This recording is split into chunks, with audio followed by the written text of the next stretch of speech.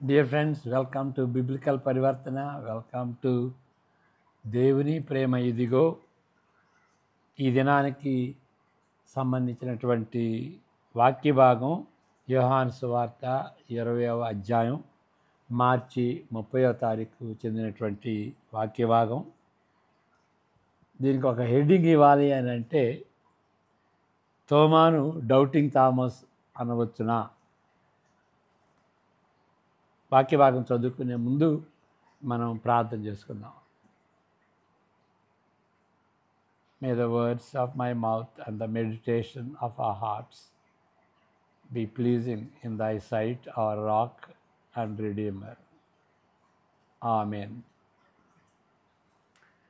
యోహాను సువార్త 20వ అధ్యాయం 19 నుండి 25 వరకు మనకి సుపరిచితమైనటువంటి వాక్య భాగమే తోమా గురించి. ఆదివారం సాయంకాలమున శిష్యులు యూదులకు భయపడి తాము కూడి ఉన్న ఇంటి తలుపులు మూసి కొని ఉండగా యేసు వచ్చి మధ్యను నిలిచి, మీకు సమాధానం కలుగునుగాక అని వారితో చెప్పాను. ఆయన అలాగు చెప్పి వారికి తన చేతులను ప్రక్కను చూపగా శిష్యులు ప్రభువును చూచి సంతోషించిరి. అప్పుడు యేసు మరలా, మీకు సమాధానము కలుగునుగాక. తండ్రి నన్ను పంపిన ప్రకారము నేనును మిమ్మును పంపుతున్నానని వారితో చెప్పాను. ఆయన ఈ మాట చెప్పి వారి మీద ఊది, పరిశుద్ధాత్మను పొందుడి. మీరు ఎవరి పాపములు క్షమింతురో అవి వారికి క్షమింపబడును. ఎవరి పాపములు మీరు నిలిచియుండ నిత్తురో అవి నిలిచియుండనని వారితో చెప్పాను. యేసు వచ్చినప్పుడు 12 మందిలో ఒకడైన దిదుమ అనబడిన తోమా వారితో లేకపోయాను. గనుక తక్కిన శిష్యులు మేము ప్రభువును చూచితిమని అతనితో చెప్పగా, అతడు, నేను ఆయన చేతులలో మేకుల గుర్తును చూచి నా వ్రేలు ఆ మేకుల గుర్తులో పెట్టి నా చెయ్యి ఆయన ప్రక్కలో ఉంచితేనే గాని నమ్మనని వారితో చెప్పాను. 8 మంది దినములైన తరువాత ఆయన శిష్యులు మరలా లోపల ఉన్నప్పుడు తోమా వారితో కూడా ఉండెను. తలుపులు మూయబడి ఉండగా యేసు వచ్చి మధ్యను నిలిచి, మీకు సమాధానము కలుగునుగాక అనెను.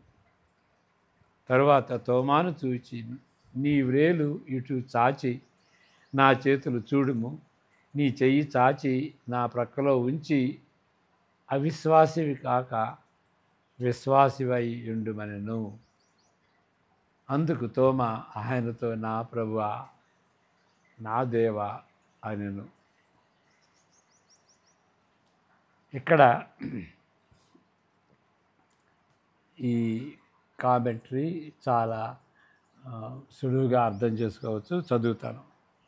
తోమాను గూర్చి చెడుగా అనుమానించే తోమా, డౌటింగ్ థామస్ అని ప్రసారం చేస్తారు, దే బ్రాడ్కాస్ట్.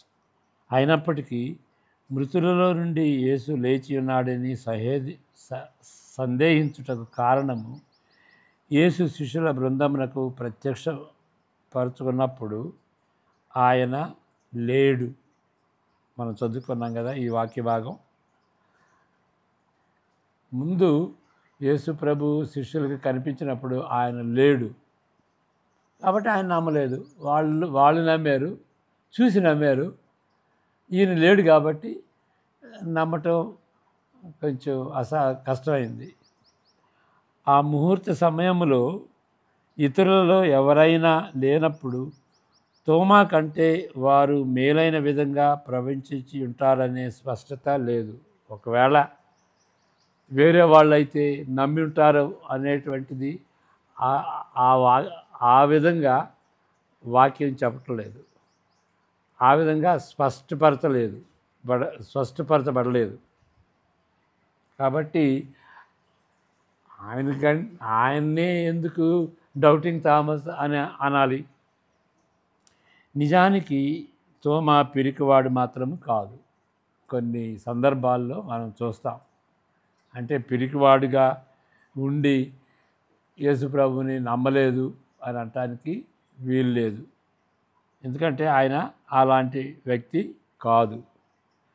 లాజరును మృతులలో నుండి తిరిగి లేచుటకు గలిలయ నుండి యూదా ప్రాంతమునకు వెళ్ళుటకు యేసు సంకల్పించగా ఆయన శిష్యులు రాజకీయ వాతావరణమును బట్టి ఎంతో ప్రమాదకరమైనదని ఎంచినప్పుడు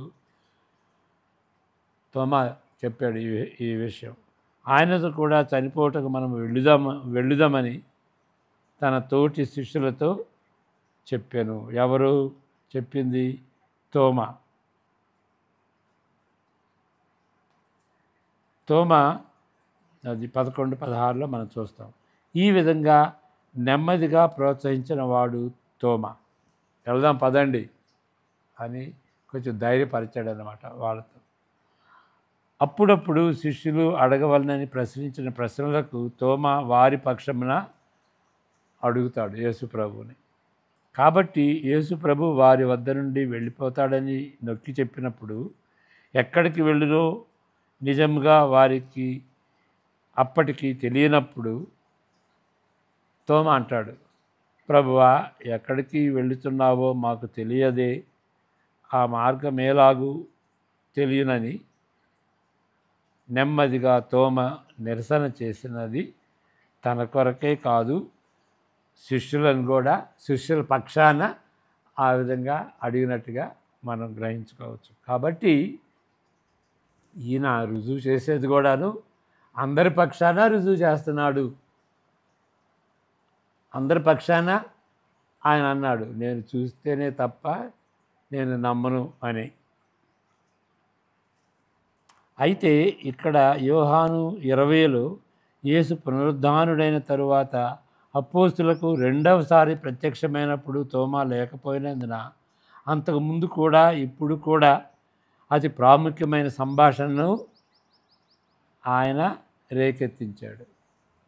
ఓకే, ఆ సందర్భం ఈ యొక్క సంభాషణకి దారితీసింది.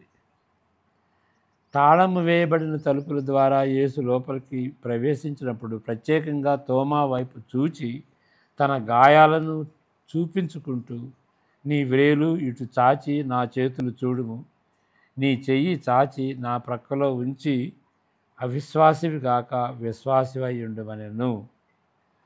ఇంకా వేరే రుజువులను తోమా కోరలేదు, అదొక్కటే కోరుకున్నాడు. ఆయన ప్రక్క గాయపడినటువంటి ఆ ప్రక్కను చూసి నేను తాకితే కానీ నమ్మను అని అన్నాడు. అది మరి విశ్వాసమై చూడమని యేసు ప్రభువు చెప్పినప్పుడు ఇంకా వేరే అదే ఆ సందర్భం జరిగిన తర్వాత ఇక వేరే రుజువులేమీ ఆయన కోరుకోలేదు. అప్పుడు తోమా స్పందిస్తూ ఏమన్నాడు? క్రొత్త నిబంధనలోని క్రీస్తు శాస్త్రమునకు చెందిన అద్భుతమైన ఒక సత్యాన్ని, ఆ సత్యవాక్యాన్ని ఉప్పొంగుచూ చెప్పినటువంటి మాటలు ఏమని చెప్పాడు? నా ప్రభువా, నా దేవా అని సాక్ష్యం ఇచ్చాడు. 28వ వచనం. ఈ దినాలలో క్రైస్తవ సాక్ష్యాన్ని ప్రకాశింపచేసే తీరు యేసు ప్రభు స్పందనలో చూడగలం. అంటే ఆ మాటల్లో ఏంటి అని అంటే, ఆయన చెప్పినటువంటి మాటలు అప్పటికే కాదు, తర్వాత రానున్నటువంటి చరిత్రలో అంతట్లో కూడాను యేసు ప్రభు యొక్క నీడ కనిపిస్తుంది. యథార్థంగా నిజంగా ఆయన తోమాకు కనిపించాడు. కానీ ఆయన చెప్పినటువంటి మాటలను బట్టి మనం ఏం గ్రహించాలంటే, చరిత్ర అంతా కూడాను ఆ యొక్క నీడను మనం చూస్తాం. నీవు నన్ను చూచి నమ్మితివి, చూడక నమ్మిన వారు ధన్యులు అని 29వ వచనంలో మనం చదువుతాం.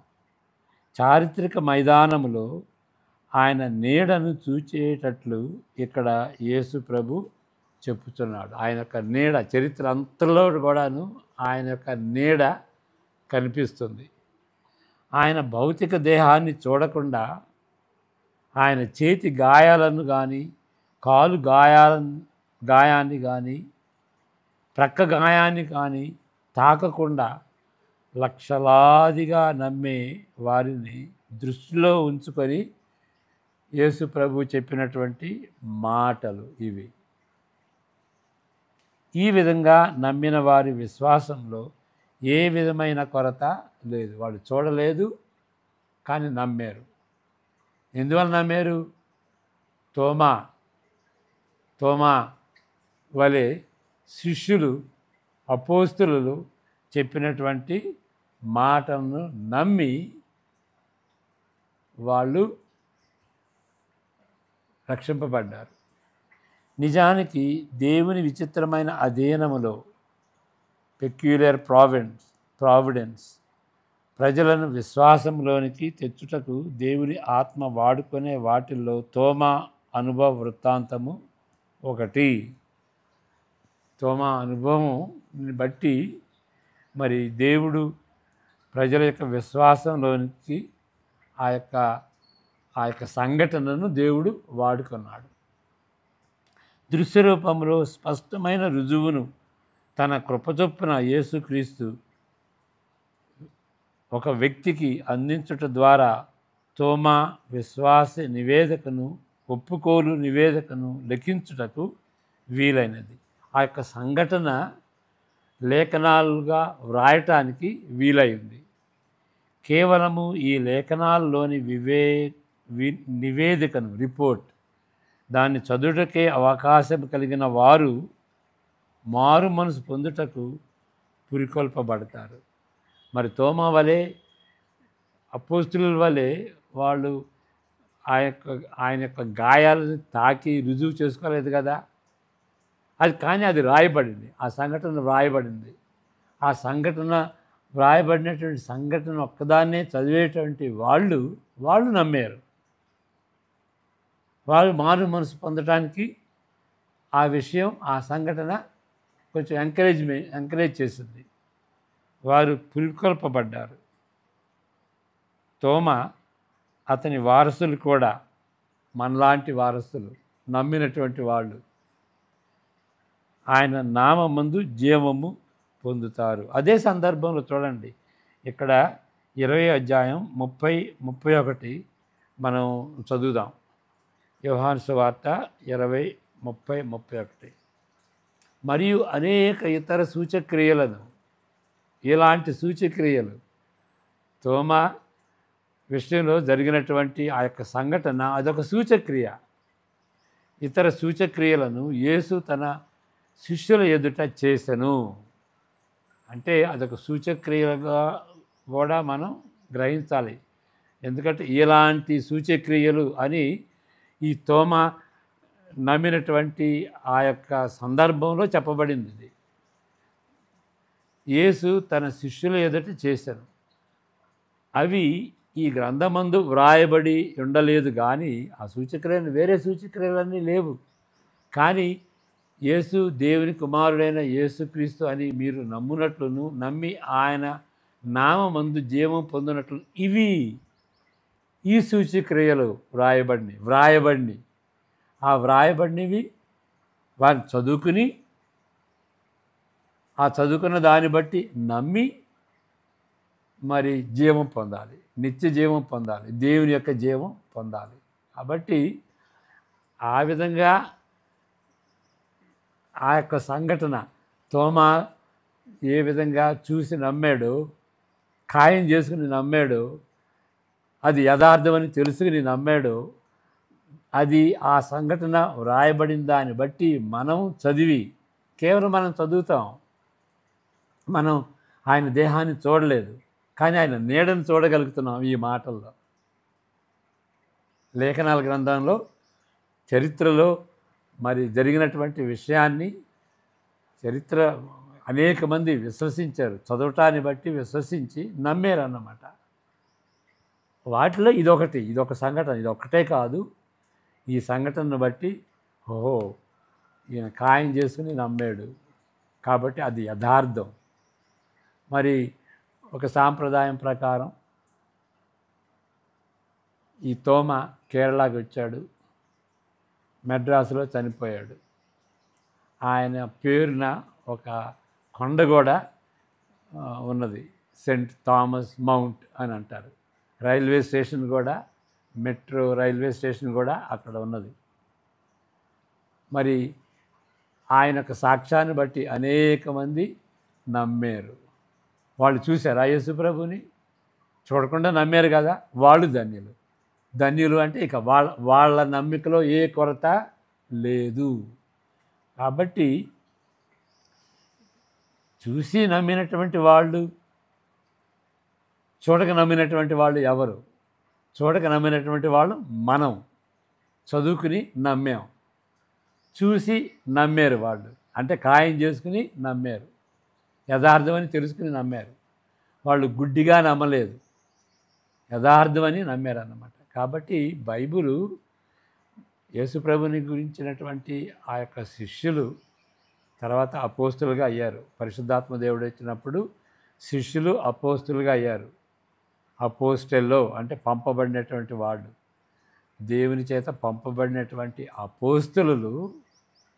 వాళ్ళు ఏమి చూశారో అది వ్రాసారు. దాన్ని రాసిన దాన్ని బట్టి మనం నమ్మాము, మన ధన్యులమే. మన నమ్మికలో కొరత ఏమీ లేదు. మనకు నమ్మాము, మనకి నిత్యజీవం అనుగ్రహించబడింది. కాబట్టి తోమా డౌటింగ్ థామస్ అని ఆయన్ని ఒక విధంగా తక్కువ చూపుతూ ఆ యొక్క బిరుదు ఆయనకి ఇవ్వటం మంచిది కాదు. ప్రార్థన చేసుకుందాం. ప్రభువా, మరి సువార్తలో ఉన్నటువంటి ఈ సత్యాలని మేము నమ్మి నిత్యజీవం పొందులాగున మమ్మల్ని దీవించండి.